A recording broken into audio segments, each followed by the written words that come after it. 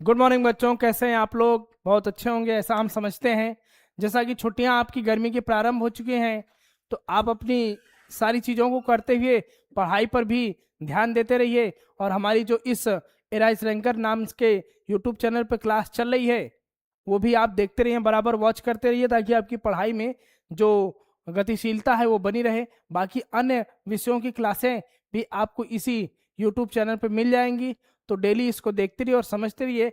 आज हम आपको बताने आए हैं आपके हिंदी पाठ्य पुस्तक में जो अध्याय 5 क्या लिखूं, पद्मलाल पुन्नालाल बख्शी जी का जो निबंध है, उसके छोटा सा जो एक हिस्सा था, हमने अपनी पिछली वीडियो में बता दिया हुआ है, समझाया हुआ है। आप उसे जाकर प्लेलिस्ट में देख सकते हैं। बाकी बचे हुए अंश को आज हम पूरी तरह व्याख्यायित करके समाप्त करेंगे। तो चलते हैं अपने निबंध की तरफ। तो जैसा कि चैप्टर 5 टॉपिक क्या लिखूं, लेक्चर नंबर 2 है। अब ये छोटा सा परिचय हमने आपको उस दिन बताया था, आज भी देख लीजिए कि 1894 ईस्वी में इनका जन्म होता है। कहाँ? खैरागढ़, जबलपुर, मध्य प्रदेश में। पिताजी का नाम पुन्नालाल बख्शी। खड़ी बोली में ये रचना करते हैं और पत्रिकाओं का संपादन उन्होंने सरस्वती एवं छाया का किया हुआ है। 1971 ईस्वी में इनकी मृत्यु होती है। ठीक है, अब चलते हैं हम निबंध पर। तो निबंध में देखिए, अब इसके कुछ अंश हमने आपको पढ़ा दिए थे, बाकी बचे हुए अंश को आज हम समझते हैं क्या है कैसे है। दिया है कि अब मुझे शैली निश्चित करनी है, मतलब उनके लिए सामग्री, निबंध लिखने के लिए वो अभी असमंजस में थे। तो धीरे धीरे लोगों की किताबें पढ़ी, फिर एक जगह आया कि निबंध लिखने के लिए दो चीजें चाहिए, शैली और सामग्री। तो सामग्री तो उनको यहाँ वहाँ के विद्वानों के विचारों से मिल गई, अब उनको शैली जुटानी है। तो अब शैली वो कैसे जुटाएंगे? तो वही करें कि अब मुझे शैली निश्चित करनी है कि शैली क्या होगी। आचार्य महोदय का कथन है कि किसी महोदय का कथन है कि भाषा में प्रवाह होना चाहिए, यानी भाषा जो हम लिख रहे हैं या बोल रहे हैं वो लगातार चलती चली जानी चाहिए, नदी के जल की तरह, समुद्र के जल की तरह। उसमें रुकावट उत्पन्न नहीं होनी चाहिए, नहीं तो उसमें दुरूहता आ जाएगी, कठिनता आ जाएगी, वो समझने योग्य नहीं होगी। तो भाषा में प्रवाह होना चाहिए शैली के लिए। इसके लिए वाक्य छोटे छोटे हों। कैसे हों? छोटे छोटे वाक्य आप लिखे निबंध में, ताकि पढ़ने में वो रुचिकर लगे, और छोटे छोटे होंगे तो समझ में भी आएंगे। तो इसलिए आपको वाक्य छोटे रखने, प्रवाहित होने चाहिए, पर एक दूसरे से संबंध हो। हाँ, छोटे तो हों लेकिन आपस में रिलेशन भी उनका बना रहे, आपस में वो जुड़े भी रहे, आपस में एक दूसरे से बंधे रहें। यह तो बिल्कुल ठीक है। ठीक है, मान लीजिए इतनी बात तो हम मानते हैं कि इतना तो हो जाना चाहिए। ठीक है, मैं छोटे छोटे वाक्य अच्छी तरह लिख सकता हूं, तो मेरे लिए सरलता वाली बात हो गई। पुन्नालाल बख्शी जी कहते हैं, पद्मलाल पुन्नालाल बख्शी जी कहते हैं कि मेरे लिए तो यह एक आसान काम हो गया, और मैं छोटे छोटे वाक्य लिखने के लिए प्रसिद्ध हूं। मैं छोटे छोटे वाक्य बड़े सुंदर तरीके से लिखता हूं, तो मैं लिख दूंगा, तो ये तो कोई समस्या हुई नहीं, इस समस्या का समाधान हो गया। पर मैं हूं मास्टर। क्या हूं? मास्टर। अब मास्टर का मतलब आप जानते ही हैं कि छोटी छोटी बात में वो आपको बड़ा बड़ा लेक्चर देने लगते हैं, लंबे लंबे व्याख्यान देने लगते हैं। तो अगर इस स्थिति में मैं छोटे छोटे वाक्य लिखूंगा, तो कहीं नमिता और अमिता यह न समझ बैठे कि यह निबंध बहुत मोटी अक्ल वालों के लिए लिख रहा हूं। अब छोटे छोटे वाक्य होंगे तो उनको पढ़ने से ये लगेगा, नमिता और अमिता को, कि ये कम बुद्धि वाले लोगों के लिए लिखा गया है, ताकि छोटे छोटे वाक्य होंगे तो उनको समझ में आ जाएंगे, तो कहीं वो बुरा ना मान जाए। ये भी बात है। अपनी विद्वता का प्रदर्शन करने के लिए, विद्वता यानी बुद्धिमानी का प्रदर्शन करने के लिए, अपना गौरव स्थापित करने के लिए, अपना सम्मान स्थापित करने के लिए यह आवश्यक है कि वाक्य कम से कम आधे पृष्ठ में तो समाप्त हो। यानी जो लाइन दी हुई है उसके आधे भाग तक वाक्य समाप्त होने चाहिए। ऐसा नमिता और अमिता के विचार के अनुसार होगा। बाणभट्ट ने कादंबरी में ऐसे ही वाक्य लिखे हैं, ऐसे ही छोटे छोटे वाक्य जो एक एक लाइन से कुछ समय पहले ही, कुछ स्थान पहले ही समाप्त हो जाते हैं, वैसे ही वाक्य बाणभट्ट ने अपने उपन्यास कादंबरी में लिखा हुआ है। वाक्यों में कुछ अस्पष्टता भी चाहिए। अस्पष्टता, वाक्यों में कुछ अस्पष्टता भी, मतलब अस्पष्टता का मतलब समझ में भी तो आना चाहिए। वाक्य छोटे हों चाहे बड़े हों, वाक्यों में क्या बातें कही जा रही हैं ये भी बातें तो समझ में आनी चाहिए। क्योंकि यह अस्पष्टता या दुर्बोधता गंभीर ला देती है। यानी जब वाक्य को हम समझ नहीं पाएंगे, वो हमारे लिए दुष्कर हो जाएगा, दुर्बोध हो जाएगा, नहीं समझने लायक रहेगा, तो फिर उसमें गंभीरता आ जाएगी, तो बात गड़बड़ हो जाएगी। इसलिए संस्कृत के प्रसिद्ध कवि श्री हर्ष ने जानबूझकर अपने काव्य में ऐसी गुत्थियां डाल दी हैं जो अज्ञों से न सुलझ सके। और ठीक है, तो संस्कृत के विद्वान बहुत से लोगों का नाम आप सुने, बाण भट्ट हैं, उसके बाद श्री हर्ष हैं, उसके बाद सेनापति हैं।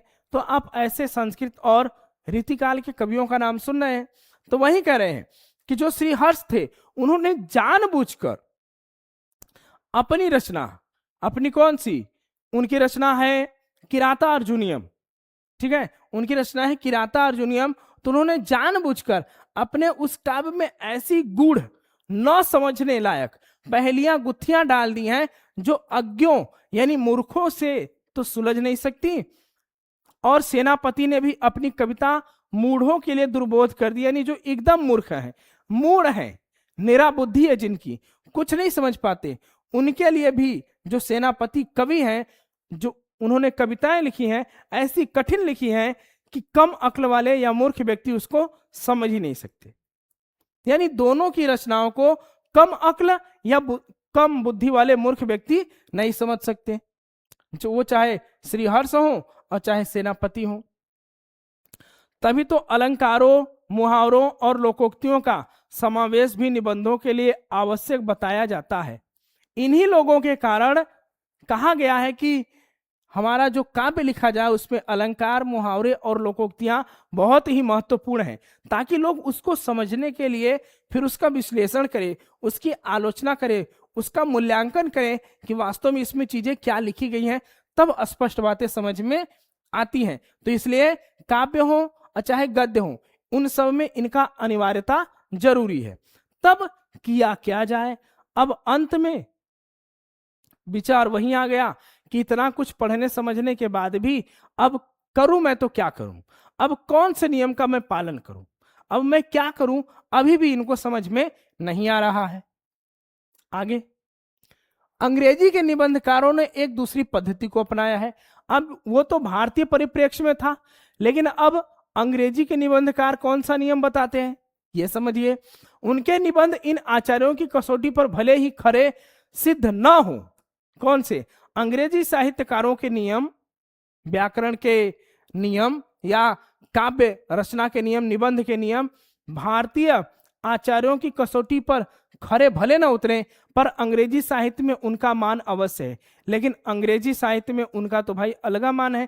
जिस प्रकार से संस्कृत साहित्य में हमारे संस्कृत विद्वानों का मान है, हिंदी साहित्य में हिंदी विद्वानों का मान है, उसी तरह अंग्रेजी साहित्य में भी अंग्रेजी विद्वानों का मान है। ये दूसरे भाषाओं में भले ही सम्मानित न हो, लेकिन अपनी अपनी भाषाओं में सब लोग सम्मानित हैं। उस पद्धति के जन्मदाता मार्टेन समझे जाते। कौन सी? अंग्रेजी साहित्य पद्धति के जन्मदाता कौन है? मार्टेन है। ये एक महोदय का नाम है। उन्होंने क्या स्वयं जो कुछ देखा, सुना और अनुभव किया, यानी अपनी आंखों से जो देखा, जो कानों से सुना और जो उनके अंतर मन ने सही बताया, जो उनको अनुभूति हुई, जो उनको अनुभव हुआ, उसी को अपने निबंध में लिपिबद्ध कर दिया, उसी को जस का तस अपनी निबंधों में लिख दिया, उसे उतार दिया। पाश्चात्य साहित्य में यानी वेस्टर्न लिटरेचर में ऐसे निबंधों का विकास आधुनिक युग में हुआ है। कब हुआ है? इस समय। ये जो आधुनिक युग चल रहा है, इस समय के निबंधों में इन्हीं नियमों का समावेश है। क्या? जो देखा गया, जो सुना गया और जो अनुभव किया गया।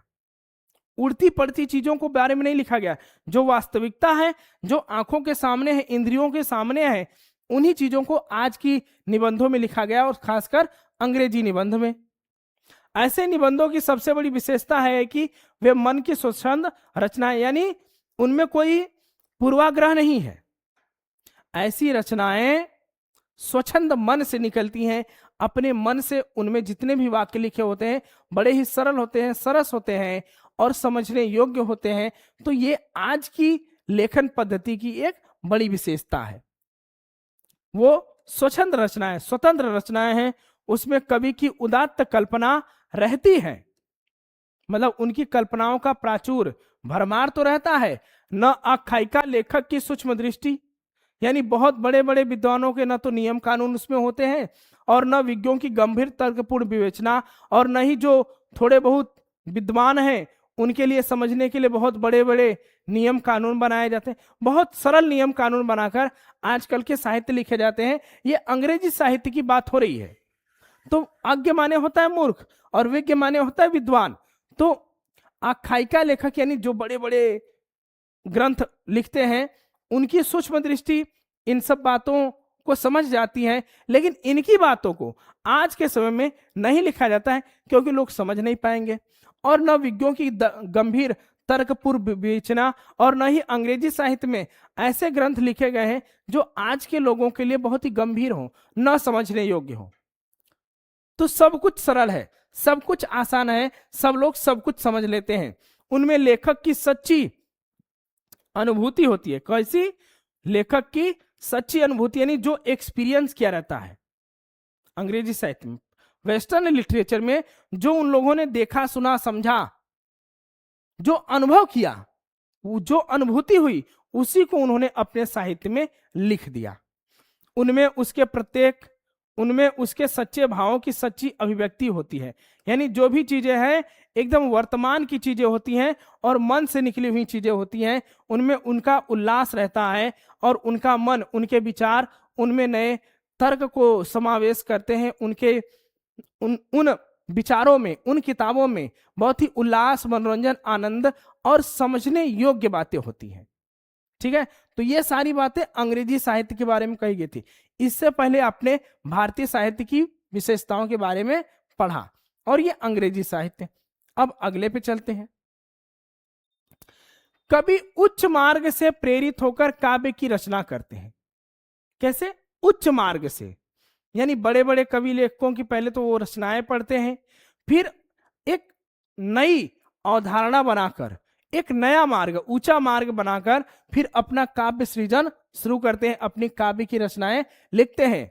विज्ञ ज्ञान की कसौटी पर सत्य की परीक्षा कर प्रबंध लिखते हैं, और जो विद्वान होते हैं ज्ञान को पूर्णतः अध्ययन करने के बाद जब उसको समझ लेते हैं अच्छी प्रकार से, उसकी कसौटी पर खरा उतर जाते हैं, तब वो प्रबंध काव्य लिखते हैं, तब वो अन्य काव्य लिखते हैं।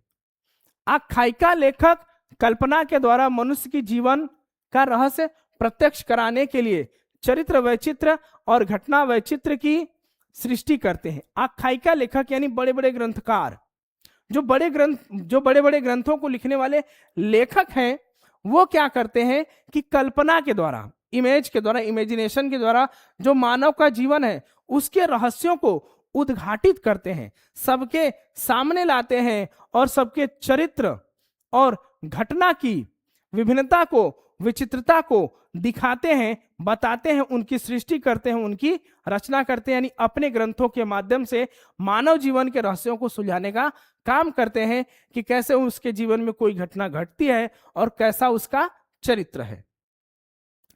पर ये निबंध तो उन मानसिक स्थिति में लिखे जाते हैं जिसमें न ज्ञान की गरिमा रहती है और न कल्पना की महिमा। ठीक है, तो ये जो निबंध लिखे जाते हैं, यानी आज के समय वाले निबंध जो लिखे जाते हैं, उसमें वो मानसिक स्थिति पुरानी वाली नहीं होती है, और न तो बहुत ज्यादा ज्ञान की जरूरत पड़ती है, उसका न तो बहुत ज्यादा भंडार होना पड़ता है, और न कल्पना की महिमा, और न तो उसमें कल्पना होती, यानी उसमें कल्पना नहीं होती, उसमें कोई विशेष मानसिक स्थिति नहीं होती, उसमें ज्ञान की गरिमा नहीं रहती और कल्पना भी नहीं होती। ठीक है, जिसमें हम संसार को अपनी ही दृष्टि से देखते हैं और अपने ही भाव से ग्रहण करते हैं। ठीक, तो होता क्या है कि ये सब बातें बिल्कुल आज के समय में नहीं होती जो पुराने समय में चल रही थी।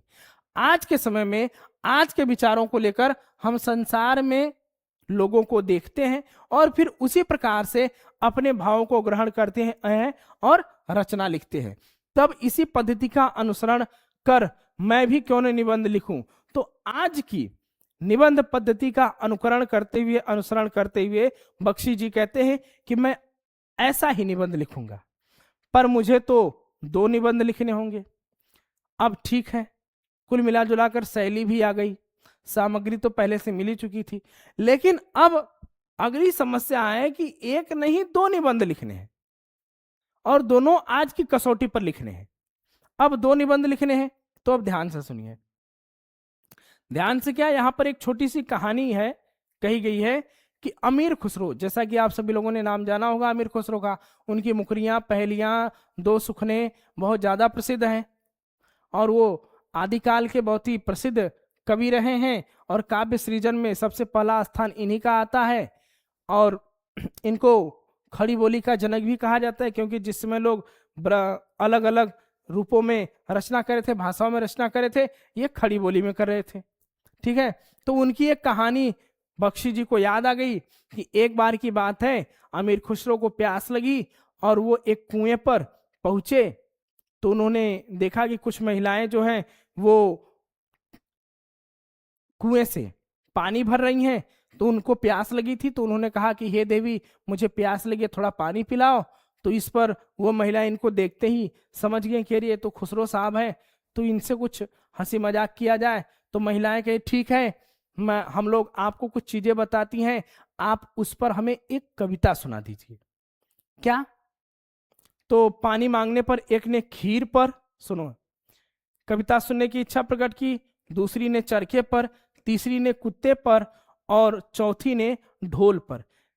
ठीक है, 4 महिलाएं थी, तो चारों ने कहा, एक ने कहा मुझे खीर पर सुना दीजिए, दूसरे ने कहा मुझे चरखे पर, तीसरे ने कहा मुझे कुत्ते पर, और चौथे ने कहा मुझे ढोल पर। तो खुसरो इतनी ज्यादा प्रतिभावान थे कि उनको तुरंत अगर कोई कह देता था कि एक कविता सुना दीजिए, तुरंत वो तुरंत बनाकर सुना देते, एकदम करंट में बना देते थे, उनको ज्यादा समझना भी नहीं पड़ता था, और वो इतनी अच्छी कविता बना देते थे कि लोग सुनकर वाह वाह करते थे। तो उन्होंने एक ही पद में चारों की इच्छाओं को पूर्ति कर दी और कहा, ठीक है, और कहा, क्या कहा कि खीर पकाई जतन से, चरखा दिया चलाए, आया कुत्ता खा गया, तू बैठी ढोल बजा। अब चारों ने अपनी अपनी इच्छा व्यक्त की, और इन्होंने चारों के शब्दों को, चारों के भावों को एक ही कविता में मिलाकर बता दिया कि एक ने खीर पकाया, तो और एक ने चरखा चला दिया, तो क्या हुआ, कुत्ता आया, खीर खा गया, और एक थी तो वो अपना ढोलक ही बजा रही हैं। यानी सब लोग अपने अपने काम में व्यस्त हैं, सब लोग अपना अपना काम कर रहे हैं। ठीक है, तो ये उन्होंने बता दिया, चारों की इच्छाएं इन्होंने बोल दी। अब क्या है, मुझ में खुसरो की प्रतिभा नहीं है, कहानी तो समाप्त हो गई। अब बख्शी जी कहते हैं कि मेरे अंदर खुसरो जैसा प्रतिभा नहीं है, मैं बहुत ज्यादा विद्वान नहीं हूं, पर उनकी इस पद्धति को स्वीकार करने से मेरी कठिनाई आधी रह जाती है कि 2 टॉपिक हैं, तो मैं दोनों टॉपिकों को एक ही साथ मिलाकर क्यों न लिख दूं, जैसे उन्होंने चारों को एक साथ मिलाकर सुना दिया। तो मैं भी यही चाहता हूं कि ये जो मेरी कठिनाई है अलग अलग निबंध लिखने की, मैं इन दोनों निबंधों को एक ही साथ लिख दूं, तो समस्या थोड़ी कम हो जाएगी। मैं भी एक निबंध में इन दोनों विषयों का समावेश कर दूंगा, यानी एक ही निबंध लिखूंगा, लेकिन उसमें दोनों विषय होंगे, नमिता और अमिता के दोनों के विषय। कौन कौन से? एक तो दूर के ढोल सुहावन होते हैं, और दूसरा समाज सुधार। तो दोनों के निबंध, दोनों के शीर्षकों को मैं एक ही करके एक ही निबंध में दोनों की इच्छाएं पूरी कर दूंगा, एक ही ढेले से 2 चिड़िया मार लूंगा। ठीक है, वही बात जो खुसरो जी ने कही थी, उसी नियम पर अब ये चलना चाहते हैं।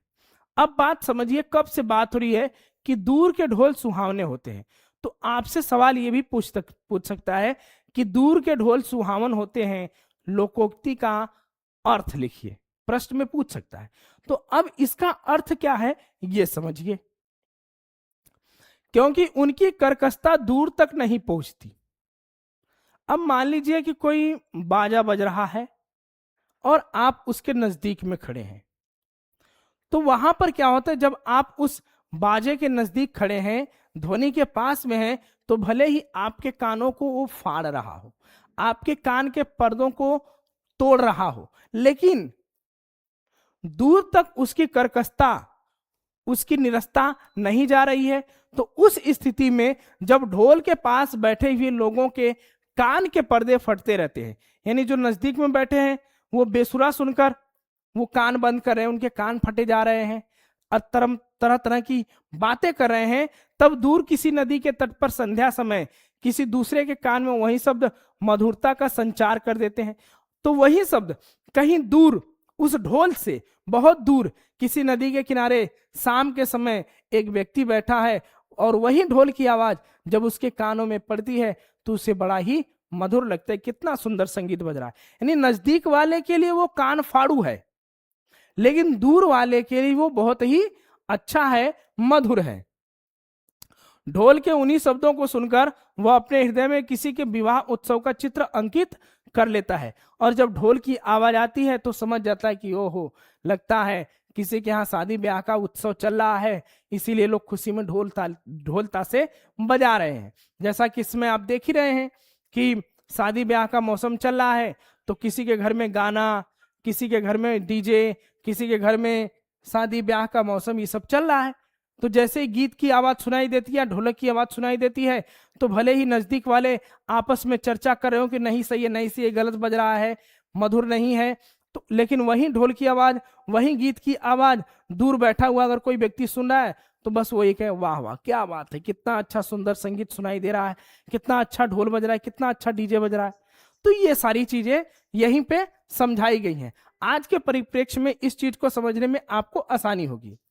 और क्या होता है, कोलाहल से पूर्ण यानी शोर से पूर्ण घर के एक कोने में बैठी हुई किसी लज्जाशीला नववधु की कल्पना वह अपने मन में कर लेता है कि लगता है विदाई हो चुकी है और कोई नववधु, नवोढ़ा, नई नवेली दुल्हन घर में आ गई है, लोग खुशियां मना रहे हैं, गीत गा रहे हैं, नाच गा रहे हैं। तो इस स्थिति में वो ये समझ जाता है कि कोई बात हो गई है, वो जो पूरी हो गई है। उस नववधु के प्रेम, उल्लास, संकोच, आशंका और विषाद से युक्त हृदय के कंपन ढोल की कर्कश ध्वनि को मधुर बना देते हैं। अब वो नई नवेली दुल्हन घर में आई है, वो एक कोने में बैठी होगी, तो उसके अंदर लोगों के प्रति प्रेम भी होगा और उल्लास भी होगा, संकोच भी होगा क्योंकि वो नई जगह आई है, आशंका होगी कि पता नहीं आगे चल के लोग ऐसे ही होंगे कि बदल जाएंगे, विषाद यानी दुख होगा, अपने माता पिता, अपने भाई बंधु बहन, अपने घर से बिछुड़ने का दुख होगा। यानी सारी चीजें, सारे गुण उस नववधु के अंदर, उस नई नवेली दुल्हन के अंदर चल रहे होते हैं। और जब ये भाव चल रहे होते हैं तो ये सब उस ढोलक की ध्वनि के साथ मिलकर उसकी संगीत को, उसकी आवाज को मधुर बना देते हैं, सुंदर बना देते हैं। सच तो यह है कि ढोल की ध्वनि के साथ आनंद का कलरव, ठीक है, तो जो ढोल बज रहा है उसका कलरव, उत्सव, प्रमोद यानी मनोरंजन और प्रेम का संगीत, ये तीनों मिले रहते हैं। ढोल की ध्वनि के साथ ये गुण भी मिले हैं और ढोल की ध्वनि के साथ कलरव, उत्सव, प्रमोद, प्रेम, ये सब भी मिले हुए हैं, सब के सब मिले हुए हैं। तभी तो उसकी कर्कशता समीपस्थ लोगों को भी नहीं प्रतीत होती है। तो कभी कभी ऐसा भी होता है कि जो लोग नजदीक होते हैं उनके लिए भी वो संगीत मधुर होता है, और दूर बैठे हुए लोगों के लिए तो वह, और दूर बैठे लोगों के लिए वह,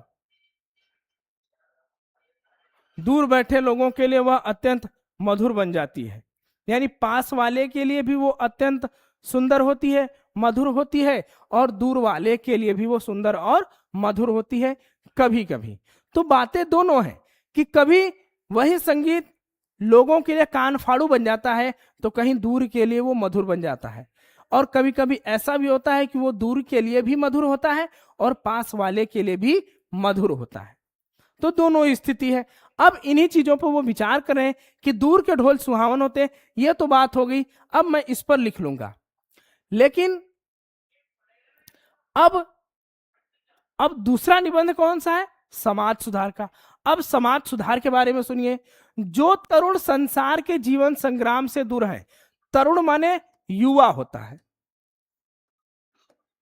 ठीक, युवा। जो तरुण संसार के जीवन संग्राम से दूर है, यानी संघर्ष से दूर है, उन्हें संसार का चित्र बड़ा ही मनमोहक प्रतीत होता है। जो संघर्ष से दूर है, जो मेहनत नहीं करते हैं, उनके लिए संसार बड़ा ही मनमोहक है।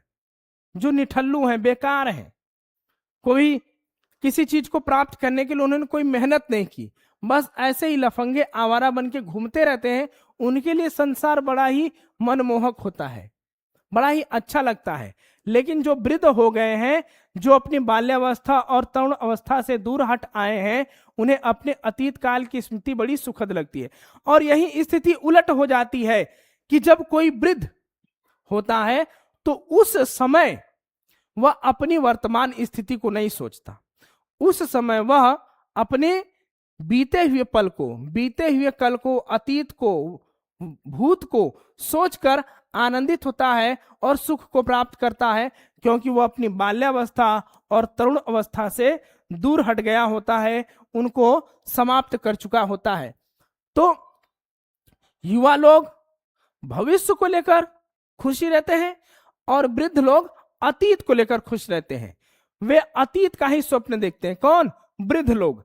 तरुणों के लिए जैसे भविष्य उज्जवल होता है, वैसे वृद्धों के लिए अतीत, यानी हम किशोर लोगों के लिए, हम युवा लोगों के लिए जैसे हमारा भविष्य सुंदर होता है, उसी तरह हमारे वृद्धों, हमारे माता पिता, हमारे दादा दादियों, नाना नानियों के लिए उनका अतीत सुंदर होता है। तो वो अतीत के सपने देखते हैं और हम भविष्य के सपने देखते हैं। ठीक है, ये दोनों असंतोष, वर्तमान से दोनों को असंतोष होता है। यानी हम आज की युवा पीढ़ी अपने वर्तमान स्थिति में नहीं खुश है, और जो वृद्ध हैं, बीमार हैं, कमजोर हैं, वो भी अपनी इस वर्तमान स्थिति से असंतुष्ट हैं। यानी दोनों के अंदर अपनी वर्तमान स्थिति को लेकर असंतोष है।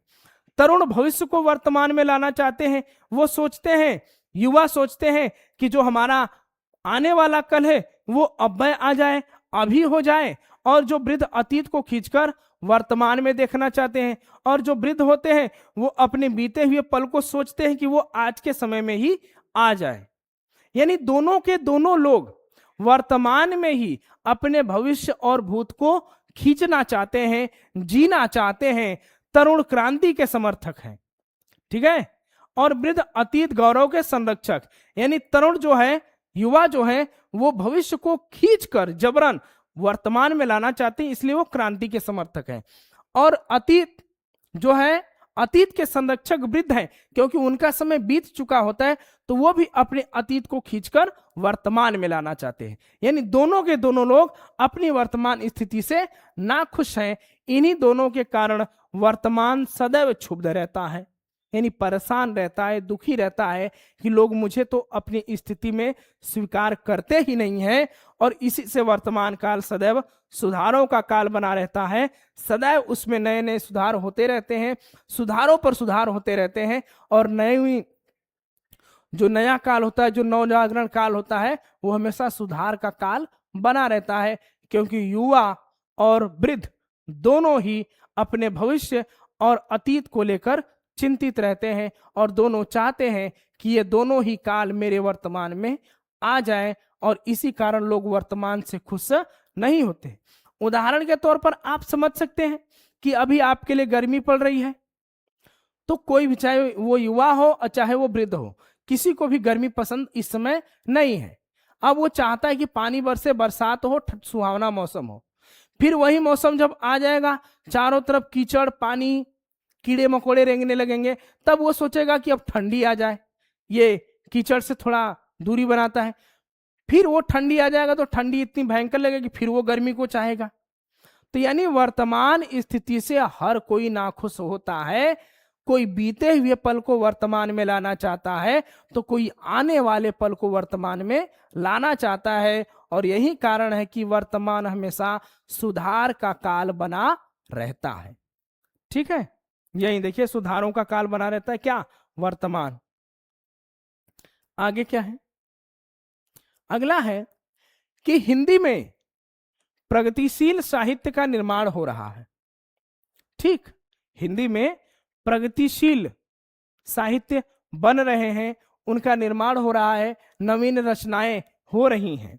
उसके निर्माता यह समझ रहे हैं कि उनके साहित्य में भविष्य का गौरव निहित है। और जो रचयिता हैं, जो लेखक कवि हैं, वो ये सोचते हैं कि हम जो आज साहित्य लिख रहे हैं वो भविष्य में, भविष्य का गौरव इसी में समाहित है, भविष्य इसी में शामिल है। पर कुछ ही समय बाद उनका यह साहित्य भी अतीत का स्मारक बन जाएगा। यानी वो लिखेंगे तो वर्तमान में, लेकिन कुछ ही समय बाद वो भूत में हो जाएगा, वो बीता हुआ कल हो जाएगा। और आज जो तरुण हैं, हम लोग जो आज युवा हैं, वही वृद्ध होकर अतीत के गौरव का स्वप्न देखेंगे। और जब हम वृद्ध हो जाएंगे तब हम सोचेंगे, अरे यार, पढ़ लिख रहे थे, घूम फिर रहे थे, मौज मस्ती कर रहे थे, कितना मजा आ रहा था, काश वो पल आज भी आ जाए तो कितना अच्छा होता। यानी हम ये सोचेंगे कि हमारा, जब हम वृद्ध हो जाएंगे तब की बात है। अभी हम युवा हैं तो भविष्य को वर्तमान में लाना चाहते हैं, कि हम चाहते हैं कि हम पढ़ लिख कर नौकरी पाएं, अच्छी नौकरी हो, अच्छा परिवार हो, अच्छे बाल बच्चे हो, सब कुछ अच्छा अच्छा हो। और फिर जब हम वृद्ध हो जाएंगे तो फिर इसी स्थिति को सोचकर चिंतित होंगे कि अरे जो हमने समय बिता दिया वो समय फिर आ जाए तो कितना अच्छा होता।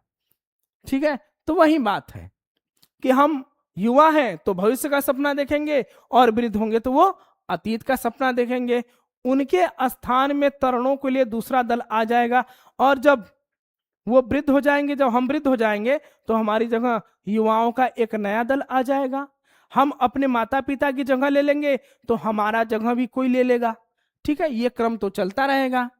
जो भविष्य का स्वप्न देखेगा और फिर हमारे स्थान पर जो आएगा वो भविष्य का स्वप्न देखेगा, और जो वृद्ध हो गया होगा, यानी हम लोग वृद्ध हो गए होंगे तो हम लोग अतीत का स्वप्न देखेंगे। दोनों के ही स्वप्न सुखद होते हैं। यानी अतीत और भविष्य दोनों के सपने बड़े सुंदर होते हैं, सुख देने वाले होते हैं, क्योंकि दूर के ढोल सुहावन होते हैं, क्योंकि दूर से आती हुई ध्वनि अत्यंत मधुर लगती है। इसीलिए तो कहा गया है कि दूर के ढोल सुहावन होते हैं। ठीक है, तो ये आपने पढ़ा क्या लिखूं निबंध पद्मलाल पुन्नालाल बख्शी का। आशा करते हैं कि आपको ये क्लास भलीभांति समझ में आई होंगी, और आज ये क्लास आपकी पूर्ण हुई क्योंकि इसके आधे अंश को हमने अपनी पिछली वीडियो में पढ़ा दिया हुआ है। तो ऐसे ही हमारे लगातार आने वाले वीडियो को आप देखते रहिए।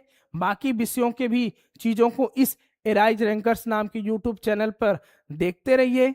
चैनल को सब्सक्राइब करिए, लाइक करिए, कमेंट करिए, और अपने जैसे अन्य बच्चों तक यह सूचना पहुंचाइए कि ठीक है सब कुछ करो लेकिन पढ़ाई से भी बंधे रहो, पढ़ाई को भी करते रहो।